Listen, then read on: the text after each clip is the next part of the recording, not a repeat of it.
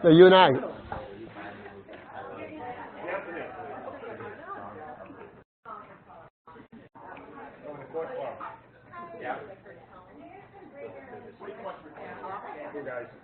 All right. You want to get in here? Why don't you jump in after you take a photo? Get in there. You stand behind us. Well, he's more like a poser pelagic is what he is.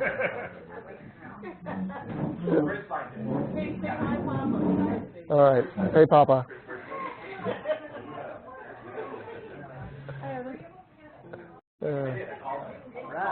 All right. Probably should get started here shortly.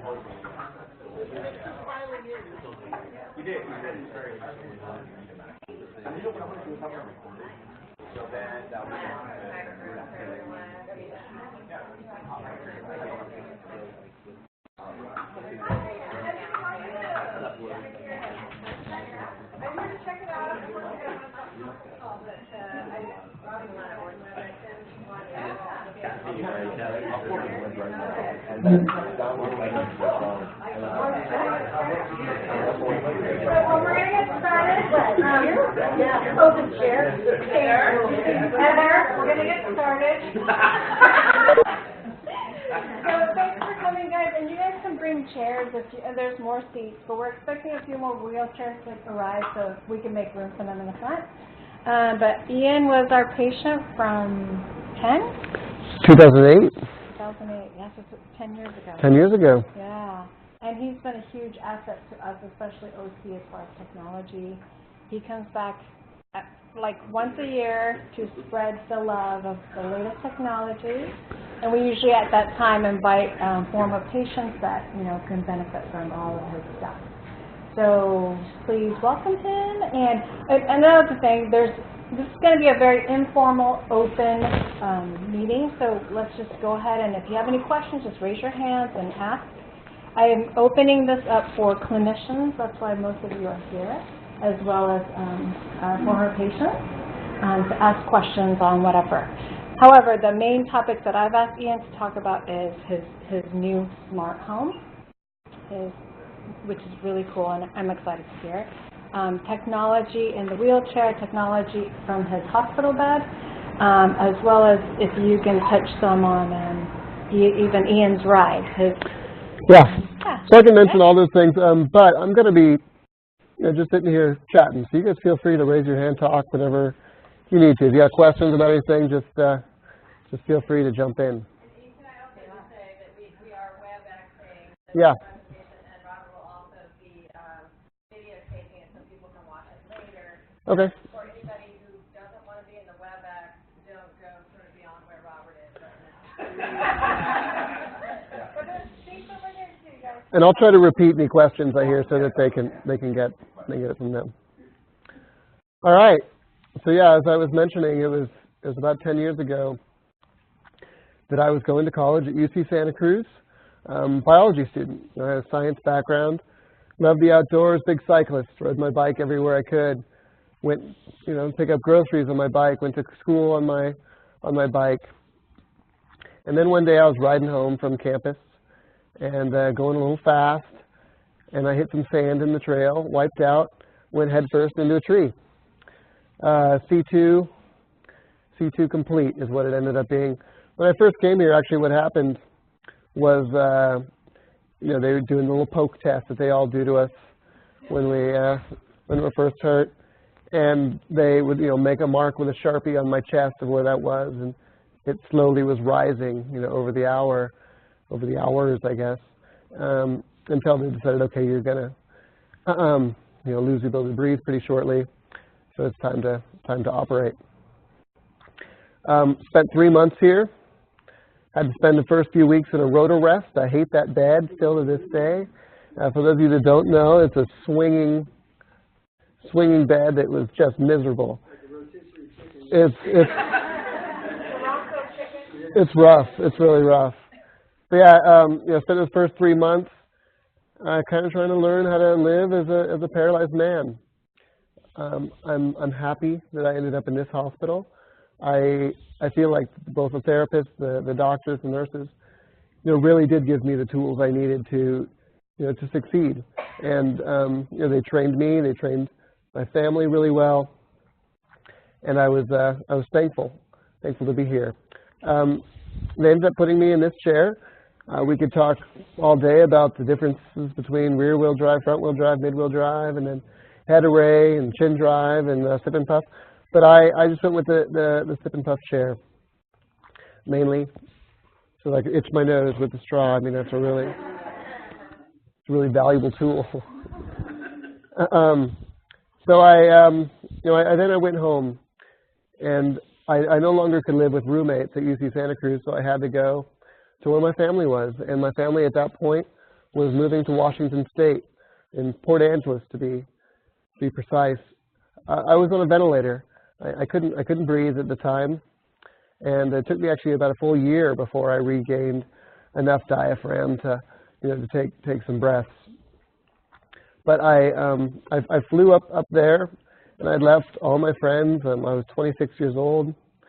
I'd lost the use of my body, and had no idea what life had in store for me. But moving up there, it was beautiful. There's a lot of green. There's some beautiful snowy mountains, and I kind of tried to just start figuring things out. I won't lie. In those first 2 years, they were miserable. I mean, they were a dark time. I didn't leave the house much. I spent a lot of time watching the Andy Griffith Show and just watching television. I spent a decent amount of time on my computer. I left here with kind of the knowledge of how to use a quad joy, is what they introduced me to, and that was kind of how I interacted with a computer. After about 2 years went by, I guess let me back up a little bit. About a year, maybe 14 months after I was injured, I was approached by a man that is a high quadriplegic that lives up near me, maybe an hour away. His name is Todd Stobelfelt, also affectionately known as the Quad Father, and he came up, and I didn't want any peer support. When I was first hurt, I mean, I felt like no one else could understand what I was going through. That my story was unique, because I had a really full life. Everything was so great, and it was all taken from me, and I didn't want to open up. I didn't want to talk to others, and that did carry on for almost a year or so. And then this guy, this Todd, this Quad Father, he was pushy, and he forced himself to come up to my house, and I got to meet this man that was injured at 8 years old playing with guns. Him and his cousin, also he was 9 years old, shot him in the neck, bullet still in his spine. But he was my age, and he was living a happy, successful life, and he had his shit together, and he was out there doing the things he wanted to do. And I think that was the beginning of him, me realizing I needed to, quit whining and get out there and do something. He became a really close friend, and we started talking a lot more. And at that 2-year mark, we found out about a new feature in the iOS 7 that had came out that year. And within iOS 7 was a neat feature called switch control. And switch control basically allowed, let me back up a little bit. To use our phone, there was always that problem. We couldn't hit that button. We couldn't start it, right? We had to always hit a button to get things going. And I could never, it's right next to my hand, but it might as well be miles away. With this switch control, they said, okay, you no longer have to use our button. You can use any button. You can use your own button. And so we started researching this a little bit, and we both purchased the equipment we needed to give it a try. And it opened up the world to us. It allowed now that we could let us to use a smartphone and use every feature that an able-bodied person could use. For me, what this meant, I mentioned I was unable to breathe for the first year. I did regain that, but I never regained the ability to cough. So, it's about all I have. It's not. Hey, you're a show off over there. So I still use a cough assist, and I use suction. I'm on a ventilator at night, but I could start exploring the Pacific Northwest. I live very close to a wonderful trail system called the Olympic Discovery Trail, and I started getting out on my own, and it was only a quarter mile down the road, and I'd go down there and maybe go a half a mile before I got too nervous, and then I'd start heading home. But I had faith in my phone, and it was reliable, and it was consistent, and I could always call for help if I had a pinch. But I slowly started going further and further, and really pushing the chair to see how far it would go. Soon I'm doing 30 miles a day out there and spending 4 or 5 hours at a time, and always just calling for help if I'm in a pinch, and they could meet me. They could meet me, on a crossroad. That's kind of where I found my solace. I found myself again, because I was, like I said, a biologist. I was an outdoorsman, I was a cyclist, and I had tried to kind of force myself into this indoor role, and that wasn't me. And so once I started getting out, I could see the crocuses blooming in early spring, or the goldfinches coming in, or whatever. I could see the natural world again. But eventually I ran out of trails to explore. I could do about 30 miles on a charge a day, and there's 80 miles of trails around my house, but eventually those were exhausted. And so I joked with my mom one day that we would just have to go ride across the state. Back in my cycling days, one of my favorite things was bike touring. Was being able to go across the state with my friends, and love breweries, love being able to stop every day and enjoy a cold beer after the long ride. And I didn't really think that lifestyle was gonna. It's Franklin's behind you there. Oh, Carl. I'm sorry, it's Carl. Come on in, Carl. Good to see you, man. Thanks for the embarrassment. I promise I won't be late again. Just so don't let it happen again. Yeah, so I joked about going across the state, and it was be able to relive a heyday of my own. And I called my old friends that I used to cycle with, and I told them the plan, and they were all on board. And we, I joined with an organization called Washington Bikes. I'm destitute. I got no money, right? I couldn't pay for something like this. I'm very reliant on state benefits. And so what I did was I started raising money basically for charity and to be able to pay for this ride. We ultimately raised probably $11,000. Probably cost me $6,000 to do the ride. Was able to donate $5,000 back to this organization called Washington Bikes, with lobbies for more bike access, more trails in Washington State. And for me, that's the infrastructure for cycling is beneficial for me and for the wheelchair community. So yeah, I was able to stop at something like 20 different breweries in 11 days, and I think I rode about 340 miles on that ride, and ended up having a lot of other wheelchairs join me, and it was just a really wonderful experience. So much so that after I did it, I had to start a nonprofit so that I could then start raising money to do these more often. And I guess I'll make a long story short and say I just did it again. And about 2 months ago, I rode from Idaho to my home in Port Angeles, about 500 miles over the Cascades, and through the heat of Eastern Washington. And it's unfortunate that, with climate change, smoke is just a reality of our summers now. But up there, it was so smoky. And driving a sip and puff, you really can't wear a mask. You got to be able to reach the straw with your lips. But it ended up being an amazing time.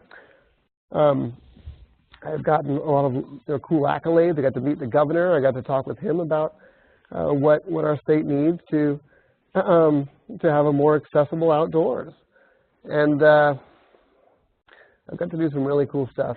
But ultimately, all of that was because I had access to the outside world with just a smart device.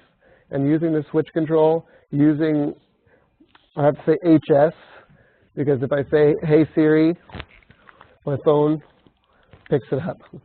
So, any of us should know about that. If you have an iPhone, be able to just say those two words, because it's going to call it up and you can, make a phone call, a text, or whatever you want to do. And so that has really opened my world up. I've also now even began working with Apple. About 3 or 4 years ago, got involved with them and do a lot of consulting with their switch control software as well as their Siri controls. And another thing is just that it's really beneficial for them, for people on the accessibility team to see a real-world example of what their stuff is doing. So much of the time, things like smart lights and fans, and it's more for the lazy, right? They don't make it for the disabled community.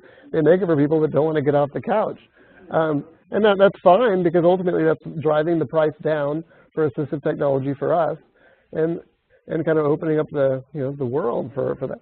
But it's really helpful for them to kind of hear a real-world example of how they are helping someone get through.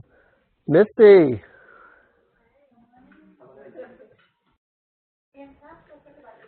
Yeah, please do.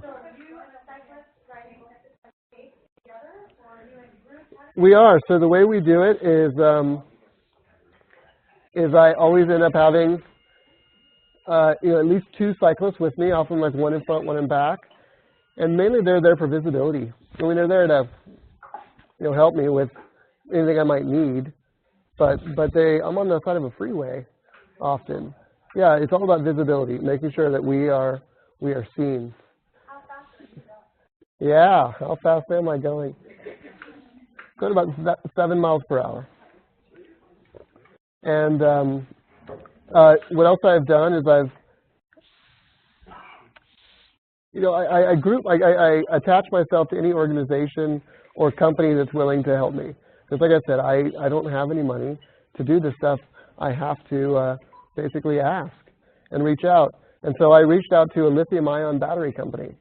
Now, lithium-ion batteries are really cool. They're just ridiculously expensive. So kind of for the same power that I have underneath my seat, it costs about $1,500 and just for one battery. But they really sponsored the ride, and they sent me a battery. We fabricated a battery tray to go on the back of the chair, and then just kind of designed some wiring harnesses to hook the chair up to that. And I got this big red switch on the side of my chair, and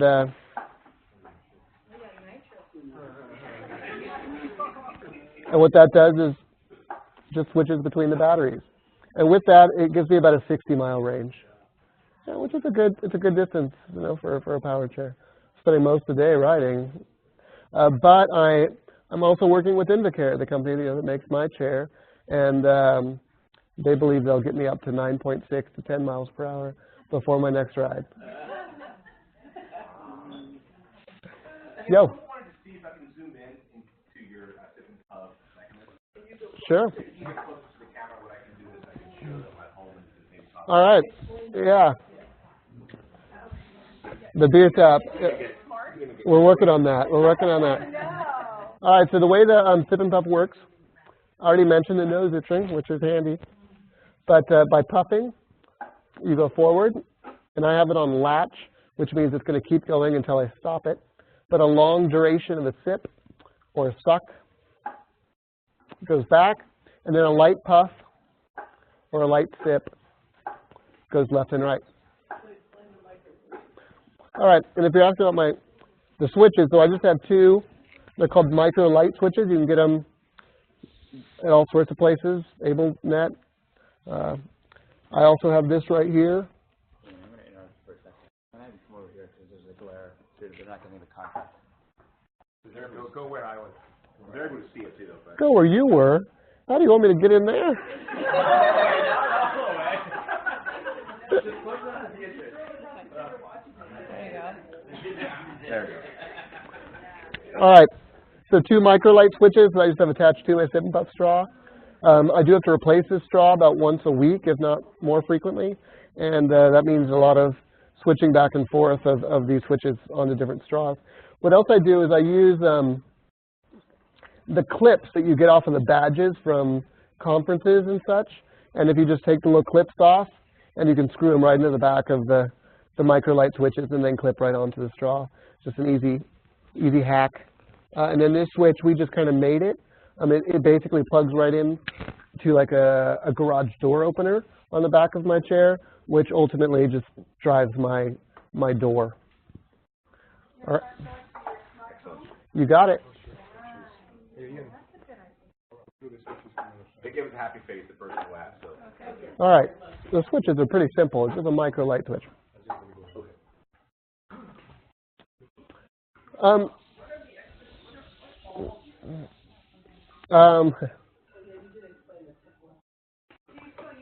Okay, yeah.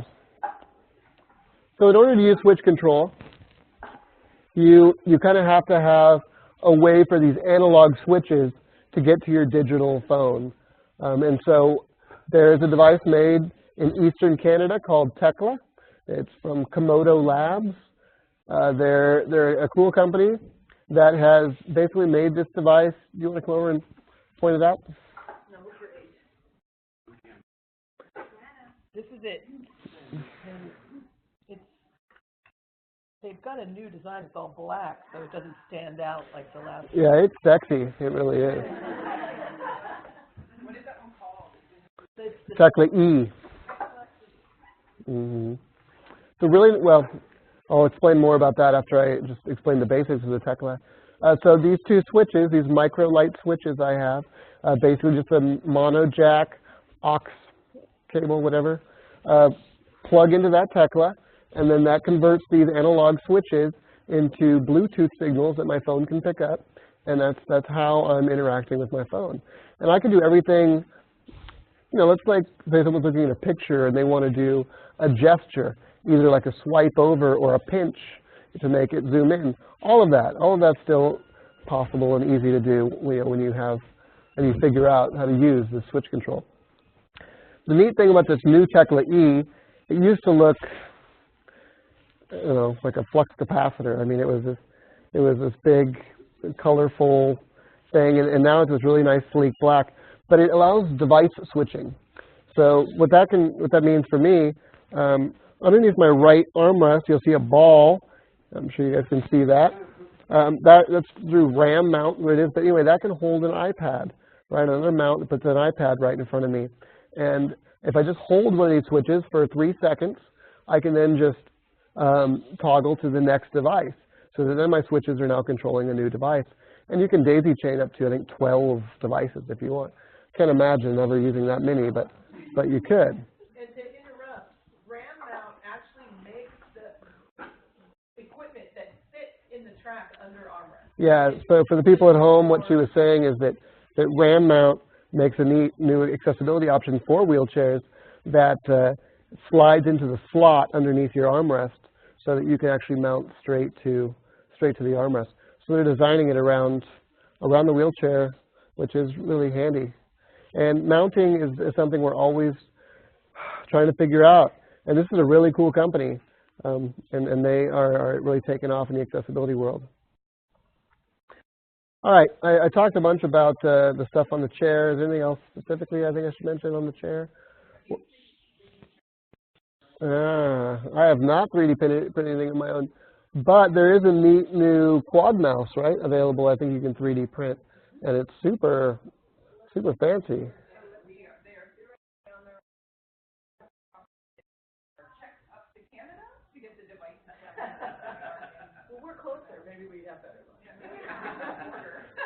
Yeah, I am interested in using something like that. I recently got a MacBook Pro, and I'm a PC guy mainly for my desktop computing, but I'd like to explore the Apple interface more there as far as the desktop stuff goes. and I need another mouse. So I might be looking into getting one of those soon because that's the cheapest option right now. Most quad mouses, unfortunately, are ridiculously overpriced. Quad Joy, which was often a cheaper one, $750. The Integra mouse, which is a really cool one, ridiculously, I think, $2,400. Yeah, and so now you also got the Quad Stick, which is out, which is pretty neat. And you could do full gaming with it, or just do the more simple one that is just kind of an average quad mouse. Good, good. And I was hoping you guys get more of like an adaptive technology center as the years go on. But I'm going to show you a little bit of my house now, and then I'll go into more of like my bed stuff. And all right, let me turn a little bit. So first, we get a picture of the kitchen. The kitchen's really not all that fancy for accessibility reasons. But yeah, that beer tap, that is a really important feature. So I'm a believer that a craft beer a day really helps keep the UTIs away. And I've got, I think, 6 or 7 years right now without one, so it's going good so far. But often I don't want to have a full glass, so it is nice to do like a little 5-ounce pour once in a while with just a tap in the countertop. So let's go ahead and go to the next picture. All right, so we can see there's just an island. I went with an island rather than a dining room table because I only have 1,000 square feet, and I just can have my dinner there, and that works really well. So I've been mentioning RAM mount. This thing in the foreground here is what I call the quad snacker. So it's got some Ritz crackers on there right now, and then just my cup of water, and so I can just kind of drive up and kind of munch on some whatever I leave there for the day. And you can't see it? They're here. It's kind of like So, a spatula. yeah. And then Oh, I thought it was something in the background. Sorry. I need a laser. They have like cool like laser pointers on glasses, but that would be pointing into your guys' eyes the whole time, and that'd be a bad deal. But yeah, it actually RAM makes that little spatula thing, which is perfect to set crackers on. Well, I call it that. I don't think there is a name for it. Basically, it's just putting a bunch of little parts together to make something like that. Many of my friends do similar things, often mounted to walls. It's just a nice way if you're wanting more independence to have a snack during the day and you don't have use of your arms. Yeah, no, that's suction cups. They have a lot of different mounting ways. I was just trying to do something quick and easy, and that's removable. It's nice because I don't have to leave it there all the time. I didn't really worry too much about like lower counters because again, it's able-bodied folks that are using the kitchen most. Well, always really. How long have I? Just me. So I live alone there. The flooring, I went with a marmoleum is what I went with. It's just it's a green product, a renewable product similar to linoleum. It is a little more industrial. I thought about using hardwood, but I come in out of the rain a lot or out of the snow, or I have rocks in my tires. I didn't want to thrash some nice hardwood. So linoleum just made sense there, or marmoleum. All right. before you get to the floor, do you do something if you are in the outdoor lot? Do you have something set up to like that? Because it happens all the time. Yeah, well, I do have like a series of doormats going into my house just to try to give myself kind of a runway. Yeah, and I often will sit there and do loops and loops, or I have a little covered porch where sometimes I'll sit for 5 minutes and let the water drip off of me so it's not leaving puddles in the house. But let's go to the next one. Well, that's just another shot. Yeah, well, there's even a better picture of the mirror. You know, a mirror is important because we need to make sure we look good. Yeah, I mean, just having somewhere easy to drive up to that you can see, you know, it's like a $3 mirror from somewhere, but hey, it's something I use every day.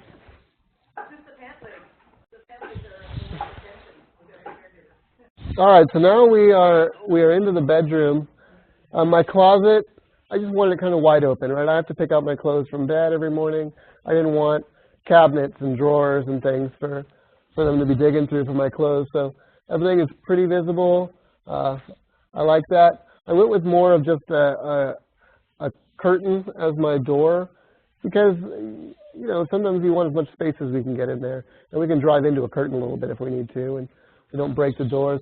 On the left, kind of on the wall there, is my thermostat. I use an Ecobee. So my whole house is ran by Apple, by HomeKit. And so there's, I guess, 2 big thermostats. I think there's also Honeywell out there. But the Nest, you hear a lot about the Nest, and then Ecobee. Ecobee is just a little more friendly with the Apple environment, but it's completely voice activated. I mean, I could, hey Siri, turn bedroom temperature to 66 degrees. And now up in Washington, my house. But then right above that Ecobee, it's just the bed remote. So I'm not sure if I have a great picture of the bed. Let's try the next slide. Yeah, go back. I think that's all we're going to see of the bed. So what I did for a bed is I did a queen size because I slept in a air bed, hospital bed for 9 years, and it's really not too conducive to having a girlfriend. And so I wanted to you know, upgrade that a bit. So I'm fortunate. I have an aunt that works in the DME world, and she was able to give me a good discount on, I think it was a Transfer Master bed. Has head up, feet up, and elevate. Elevate's really important to me because I want my caregivers' backs to stay good. I mean, I'm dependent on them to get up, right? So I want them to have the height they want to work on me. Ooh, I don't. Yeah, it was probably, you know, after the discount, $1,700. I mean, it's up there. And then I went with a purple mattress, you know, the ones that you just get bombarded with online, and it actually looks pretty good. I mean, I wanted a Tempur-Pedic, which is nice because they have to jump up there and stretch me, and you know, you're not rocking all around because there's very little motion transfer with those style beds. It also has vibrate or the massage. I don't really use it. I mean, I'm sure there's benefits to it, but all right, let's go to the next one. So my ceiling lift, my track system, it was something that it was given to me. It was purchased by Medicare when I first moved up there, and it was a little more industrial in my old room, where it had like crossbars down there at the end, and had a bar that went across, and also had legs on every corner. And so what we did when we built the house, we built brackets into the wall before we drywalled it, so that we could just put those long I-beams in, and then, you know, just to make it a little less industrial in there. It does work well. I mean, it looks like it'll pick up a car motor, but it gets me into bed. All right. Oh, yeah. I've always used an overhead lift. I guess something else to notice is my whole ceiling is plastered with science posters. You know, we're staring up a lot, right? We might as well have something to be educated with while we're looking up. I guess another thing to mention here is my windows. So up above them is shades. I can control those all with my voice. I just tell Siri to lower the shades, and down they go. All right, let's go to the next one. Intercom. This is really handy. It's kind of dirty, but it's really handy. I do live on the same property as my family. I have my own house, but they're only 100 yards away or so, maybe 200. And this intercom can reach into there. So when I'm having any trouble, like I'm maybe having more congested that day, we'll turn that on. And my caregivers leave around midnight, and then I'm alone between midnight until 4:30 a.m. and the next shift shows up. And if I'm struggling at that time, I'm able to just call in for my mom for help. Yeah, which is kind of nice. Yeah, more or less. I also have plenty of redundancies. I've got a computer. Go to the next one. Next slide. Yeah, so in that corner, you'll see a big monitor. All right, so what that's on is kind of like a dentistry arm.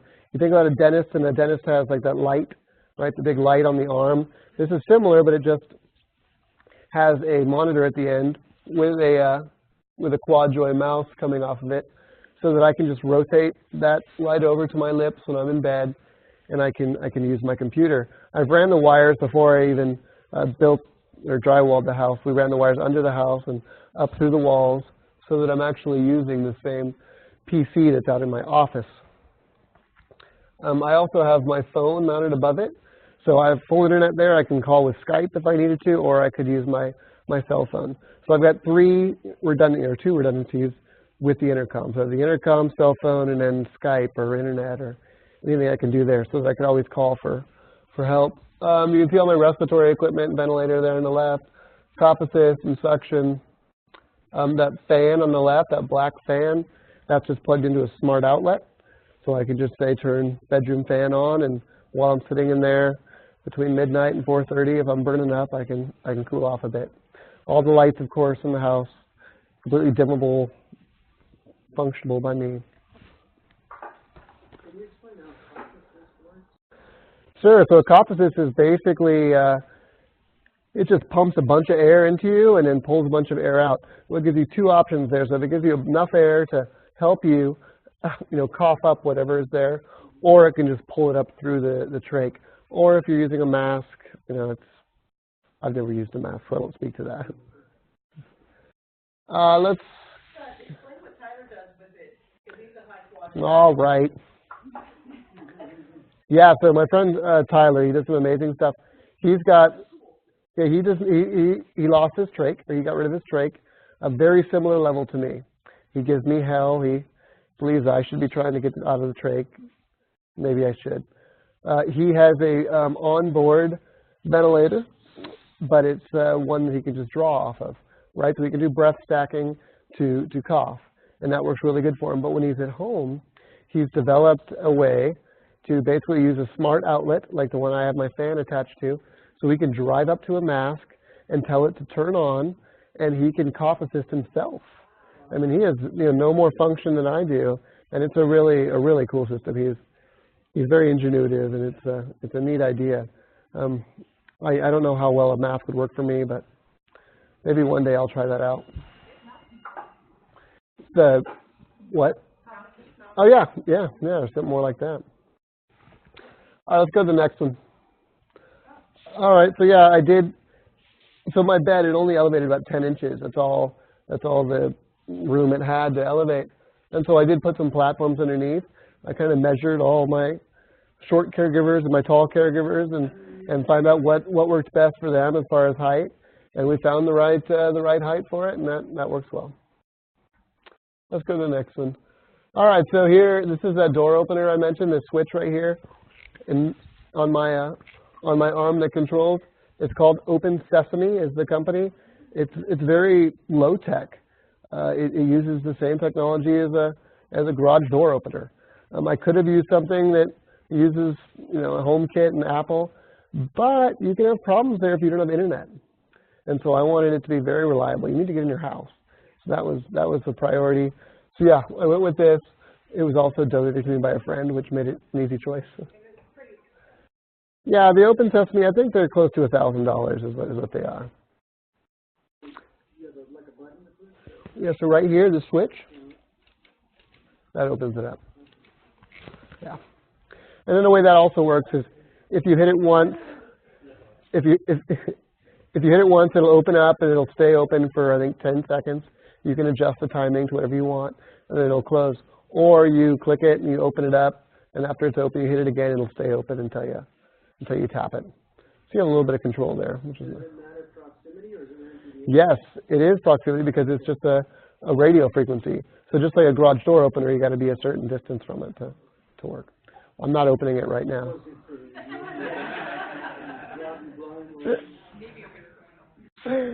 All right, go for it. Let's go to the next one. So up there in the top left, that's my home pod. Up kind of like above the, I don't know, my gray corner up there. It's kind of a roundish thing. It's just a speaker, but it also is is how I can communicate with the house. So I have two ways. I can talk to my phone, or I can talk to that. Both of them just use HS, the Hey SIRI, and yeah, they work well. It's also how I listen to my tunes. That's great sound quality in there. Anything else I'm forgetting in this picture, Mom? That wood corner is all my grandfather's fancy wood. He's a turner. He does a lot of lathe work, and I go sit with him and watch him turn wood. Yeah, I guess.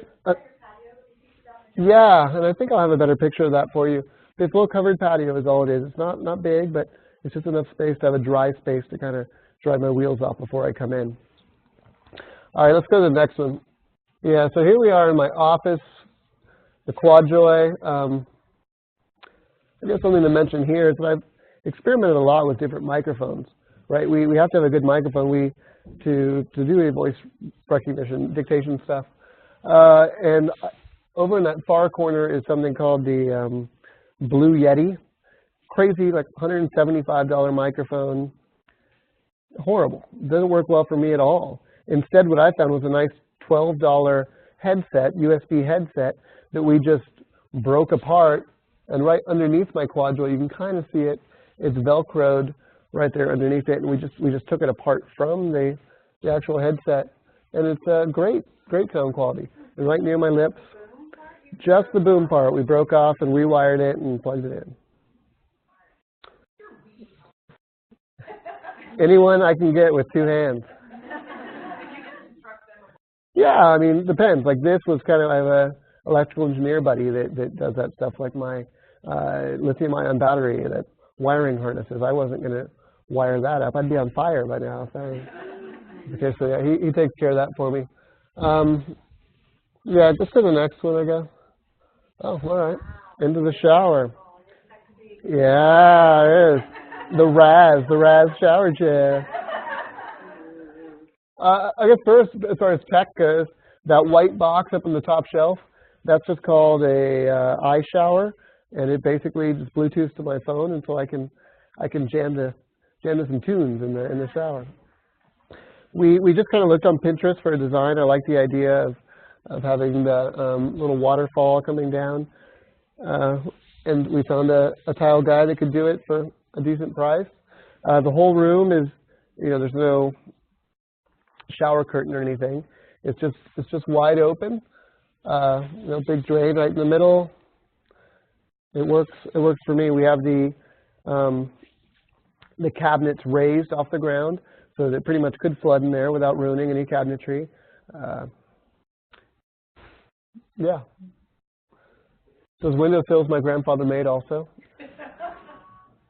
Let's go to the next one. Oh, wait, actually go back. And then that's an enormous shower cap over there on the left too, is what that is. You need a really big shower cap for it. All right, we'll go to the next one. So here, I guess I'm just showing you, I put in two sinks. It made sense to do two sinks because I have a suprapubic catheter, I have leg bags, I have urinary supplies that need to be cleaned. I'd rather that not be done in the same place we're brushing teeth and washing hands in. So it just made sense to do two sinks. I do have a little, I didn't install a heater in the bathroom, like an electric heater to help dry it out. So I'm using that one there on the left, and that seems to do a pretty good job. I was starting to have a little bit of problems with the bottom of my cabinet starting to peel away because of too much moisture buildup. All right, we'll go to the next one. Yeah, that's just kind of showing the other sink there. And I did do a lower mirror, right? I mean, we need to be able to see ourselves in the bathroom too. So cabinets are pretty much similar height, but I dropped the mirror as low as I could. Is your bathroom attached to your room? No, it's not. So that's interesting. Yeah, I bring this shower chair into my bedroom, which is just right around the corner out the door there, and I transfer with my lift. But that also means that I'm rolling naked into my living room at least once a day. However, I've got this hair which works with a fabulous fig leaf.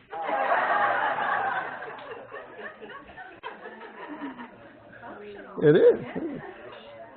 All right, we can go to the next one. Yeah, a little laundry room. I just kind of went with a stackable apartment washer and dryer. What is that up there? Oh, I think that's. Oh, what's on tap? I thought you said what's on top of. Yeah, on tap. It's a hazy. You know, I do like my beer, and those tend to be the most easy to drink for non-beer drinkers. My stepdad loves hazy little thing from Sierra Nevada Brewing Company. I'll be going to Chico tomorrow. Looking forward to that. Yeah, a little cofflator kind of station right here for the outside. I do need to cofflate fairly frequently, so I didn't want to have to go in my room every time I did it. This is, the bathroom is right there on the left. Yeah, so we're outside now. We're more in my living room. Right behind us is my office where we showed the picture of the computer. Another thing about that that chalkboard is that's just my broom closet and where my furnace is. We just painted a white door with black chalk, black chalkboard paint, so it was a little more functional. It didn't look like just a plain white door. All right, we'll do the next one. Sorry, that's my caregiver was taking these pictures, and that's his drawing. He wanted to make sure that was highlighted. Yeah, back to the snacker. And you can see the floor kind of well here. Colors were hard. I mean, that's just an every person problem, I guess, is figuring out knobs, the right color knobs, and the right color flooring and walls. I'm horrible about that, but finally got done. Okay.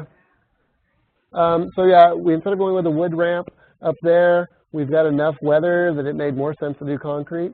We do exposed aggregate. That way it gives you a little more grip. It does snow up there, and so ice is an issue. We also have, so for my hot water heater, I did a tankless, so that there's no limit to the hot water we can use, which is handy. We also ran an outside line for the hot water, so that we could spray down the deck if we had to, if it's too snowy. Right, so it's hot water. Lights right there. I just have them on a light time. They just sense light and turn on at night. All right, you can go ahead to the next one. Yeah, that's just kind of the other part of the ramp. Yeah, so here we can kind of see the front porch. I only have 2 floor mats, door mats. It's not that many, but it's just enough to sit there long enough to dry off. And I kind of like the look of the cedar shakes on the outside, so we covered the outside porch with that. All right, we got to be getting close here. There's me admiring Home Sweet Home. That's it. All right. I've rambled on for a long time now. Any questions about the house?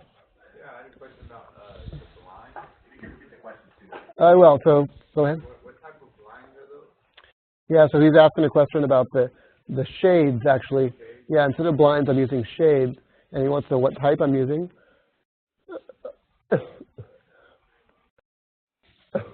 Excuse me. First of all, they're not cheap. They're way expensive. Reaching out to these companies is often fruitful, and they can donate sometimes. But this is from Lutron. Lutron is also where all my light switches are from. Hey, can I have some water? They're a great company, but yeah, I think for 2 shades I might have spent $2,500 or something. I mean, crazy amount.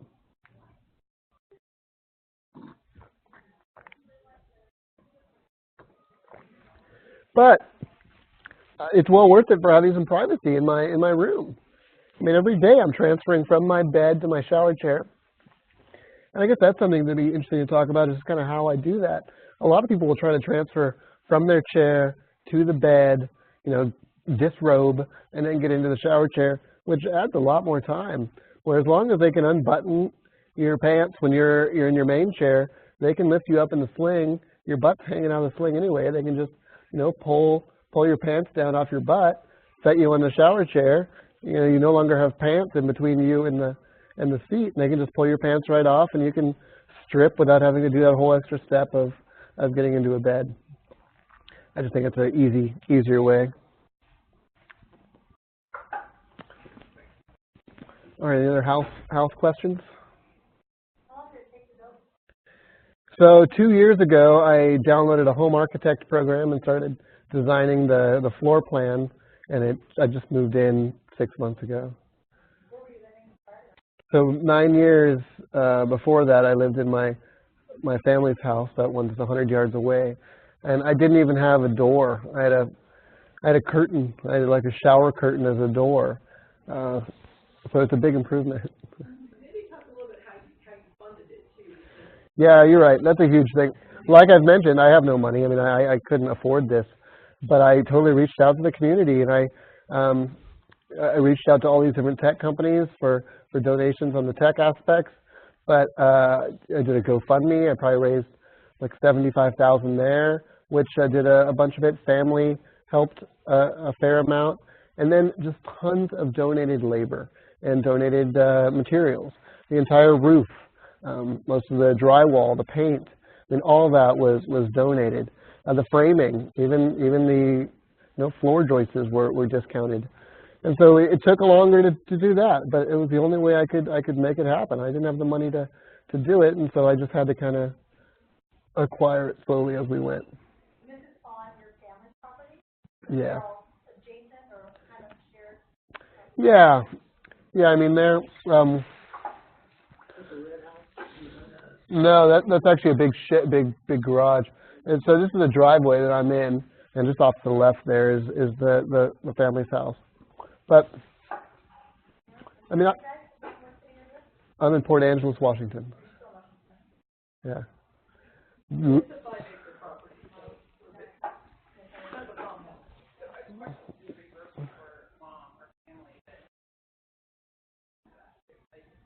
The idea of he's off on his own and feeling fine with it and feeling. When he's on the trail? Oh, in the house. But I'm still very vulnerable. Yeah, he's never on the ventilator and alone, ever. That is when he's the most vulnerable. So when he's in the house at night, alone, he is awake and has his voice because he still has the cuff inflated when he's on the ventilator and no voice at all. So there's always somebody in there awake when he's on the ventilator. We all are the most concerned about him is when he's on the ventilator. He doesn't have any redundancy. He's completely vulnerable. But as far as him being in there alone tonight, we don't see each other. And he can say, no, I'm leaving. I've got a show to watch. And he'll be like, fine, I got a show to watch too. And not have to go out and open the door for him. Well, that's an interesting comment. That on the bench is Why is that? Because I am uncomfortable with the ventilator with the cuff down, which is. I do.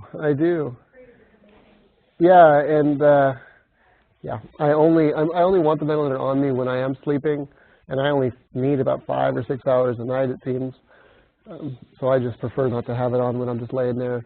And those 4 hours between midnight and 4:30, it's kind of like my Ian time. It's really quiet. There's no distractions. It's just so silent in that house, and I can take care of business, or I can watch movies. He has a lot of secretion. That's another reason he's so vulnerable on the ventilator. I mean, congestion. The vent is high pressuring. The vent. I mean, who knows what could happen? We've had caregivers fall asleep when he was in our house. When he was on the ventilator, and the vent is alarming, and the caregiver's like outside watching a deer. And it's like we always been paranoid about him on the vent, and everybody's got to stay awake and alert. But I'm not worried about it when he's in charge. When he has all of the devices, he can get his own help. I mean, strangers. He's good at getting stranger help. How many caregivers do you have? 7. What was the question? How many caregivers? Sorry, the question was, how many caregivers do I have? I have 7. Yeah. I have been with him a long time. The question was, how long have they been with me? Yeah, they've most of them have been with me for quite a while. Probably 14 months is the newest. So yeah, everyone's been at least a year, and many of them are 5, 6, 4 years at least. Can you tell me, do you remember what brand your queen size bed is? Yeah. So the question's about my mattress. Is that your? No, well, the actual The frame. The elevator frame. Yeah. So the question's about the frame of my bed. It's a transfer master. It's just a queen. So queen size transfer master. Mine, I believe it's called a high-low. It's just really the only kind that has elevate.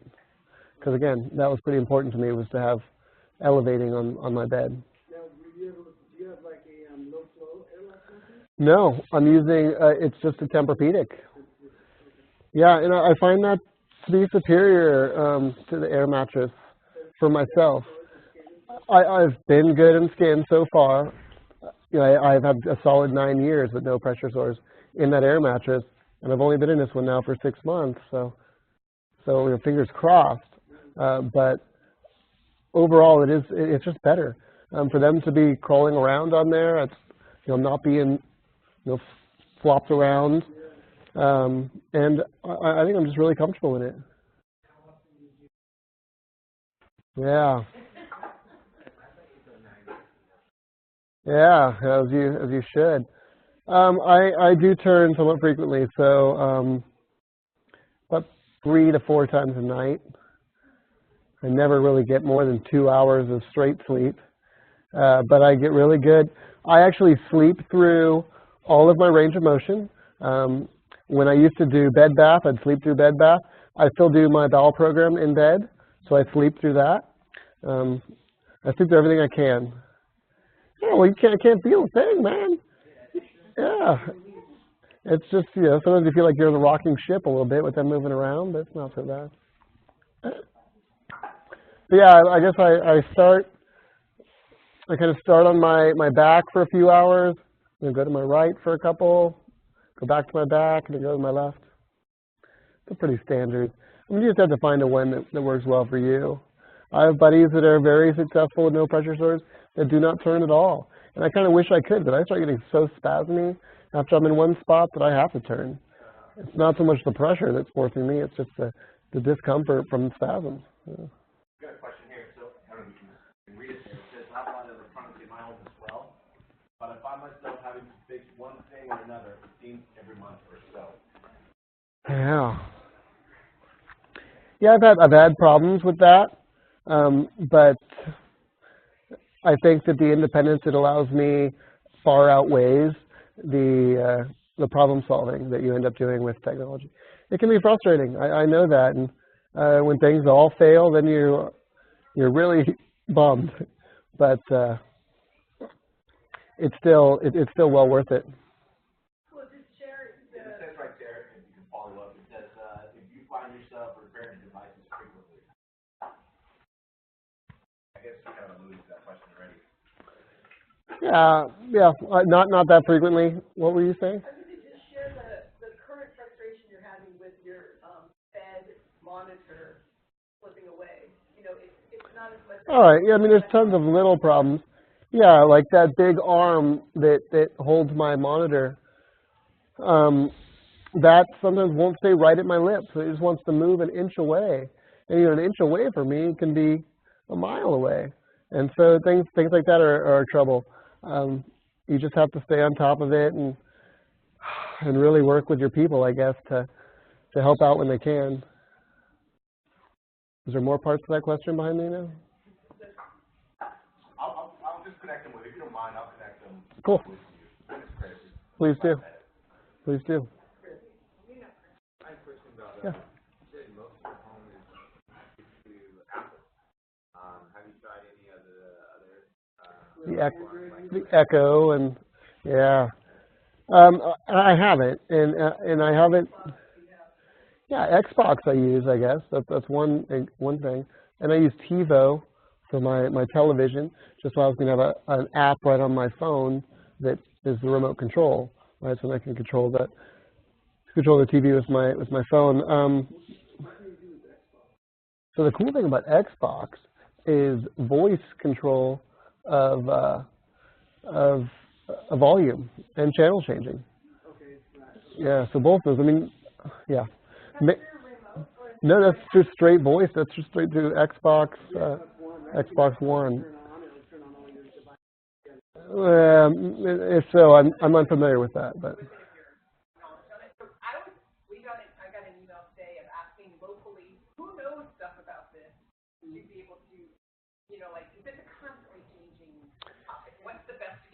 Yeah. I think a lot of it is how things get married together. And what's available to you? So, of a quick one, we have a little bit, I mean, we're not fully set up here, but our goal is to be more set up, but it's really hard to keep the knowledge going, with technology. Sure, well, I have an Xbox One, and I have it set up so that when I go in the room, if I just say Xbox power on, it turns the Xbox on, turns the TV on, turns the stereo on, and so all my electronics are up and running. Yeah.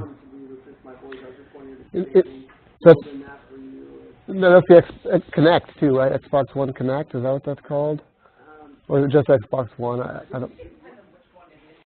Okay. Yeah, it's the Connect thing that sees you.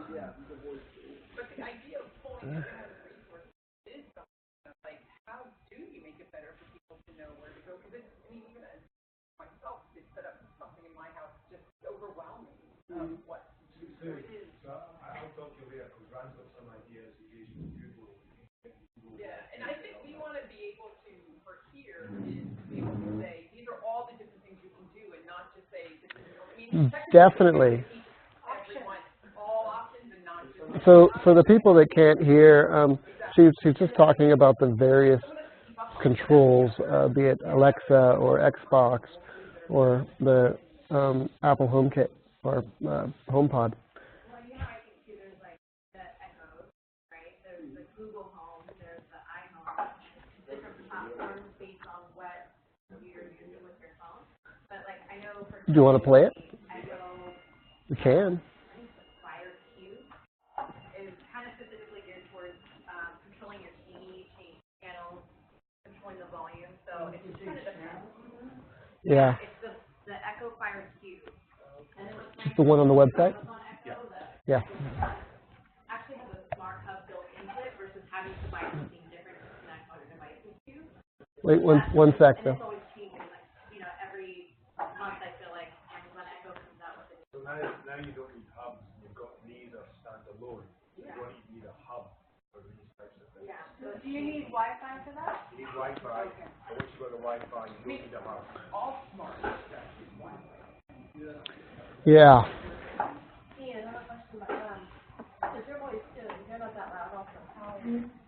How well can it pick up your voice? Too well is the answer. The question from Misty was about them picking up my voice.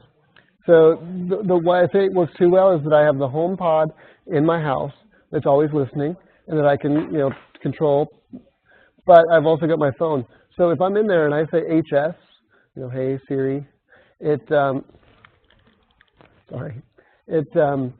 picks up both of them, right? And then it goes to the HomePod being the one that is the one that takes over. But that's not good sometimes. If I'm trying to make a phone call, I can't just say HS call Misty because it's going to pick up my HomePod and you can't make a phone call with the HomePod. So you're like lying in bed trying to come to your thermostat. Yes. It hears me really well. And actually what I've gotten good at is like when I'm in bed, on my computer is my phone. So if I talk softly, I can control that. And if I talk louder, I can control it through the living room. Yeah. All right, I guess we had a quick 1-minute video to show. Probably should have done this in the beginning, but.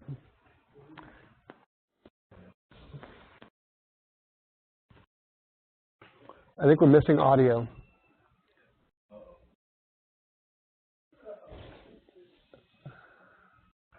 Working earlier, correct? It was.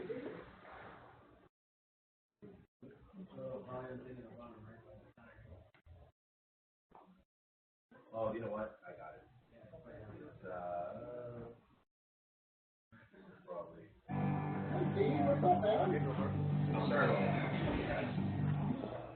So this is an Apple video I got to the end, which is kind of fun. It's a commercial.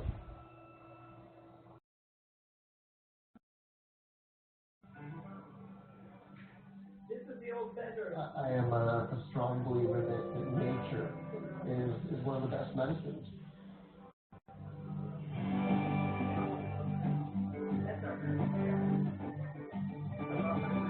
Hey Siri, FaceTime My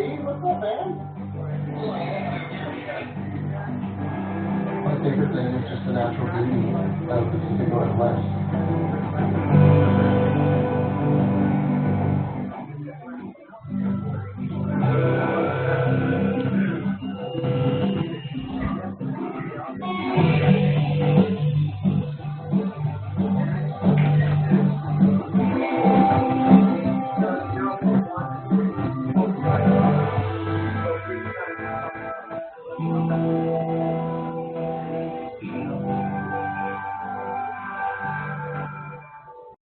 Hey Siri, play Northern Flicker.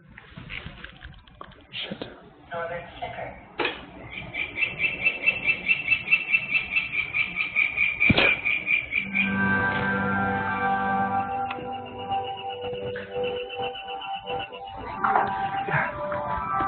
That was all fake. I mean, they made that all. That did not happen. I'm going to play it again for the people online with speakers in here. Okay. Oh. Well, now I'm going to be hanging out for a while, so I'll be here for the next few hours. I guess there's some. I guess there's some other C1 here too. Is that right? Oh man. Is he still on the vent? But is the other guy too? Is he on a ventilator also? Okay. What ventilator? Do they? The LTV? Yeah. I kind of learned how to do that. Yeah, we should probably turn it up. What I do is Thank you, everyone. pressure from the vent. Okay. Thank you, everyone. That helps me cough stuff up. Yeah.